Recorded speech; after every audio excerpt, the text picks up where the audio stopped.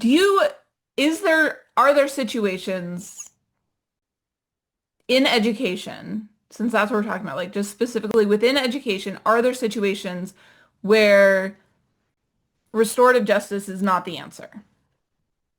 Yeah, I think that when young people struggle to take responsibility for their actions, absolutely.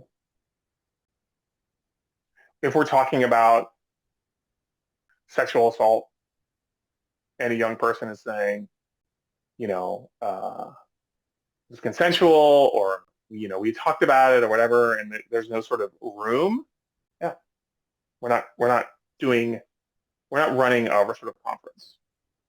That doesn't mean just because an author is unable or unwilling, sometimes there's a developmental like inability, right? So young Yeah. people who have, significant special needs.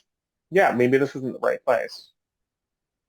But it doesn't mean that the restorative system stops because working with a colleague of mine, Stephanie Burns, out of what is her organization, Concentric Circles, she does a lot of work with just victims of sexual violence. And and those folks, and this is gender normative, right? Those women are have a common experience and they're doing their work together. So it's like a collection of people who've been impacted, survivors, without authors, without people who've done the actions present. And that's a really important part of any kind of system. So if a student in your school or students in your school have been impacted, maybe there's a racialized incident and a student's getting charged and there's like a bigger thing, right? And we just don't have the system. One, the student's not willing or able to take responsibility for their actions. So the justice system's getting involved. And two, students out of your area now, so they're not even going to be like physically local. So what do? We pretend like this event didn't happen? Oftentimes we do, unfortunately. And so what I would suggest that our sort of system can still be responsive and say like, yeah, let's look at the people who've been impacted.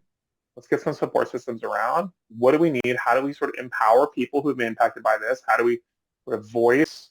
How do we develop agency?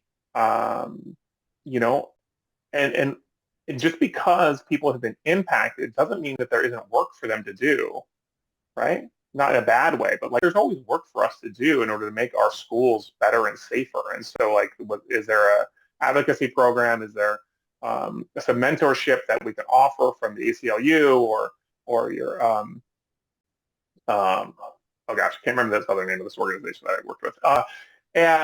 But is there mentorship or something like that that can happen in and around that? That's like um, helpful and productive, even if the authors aren't there.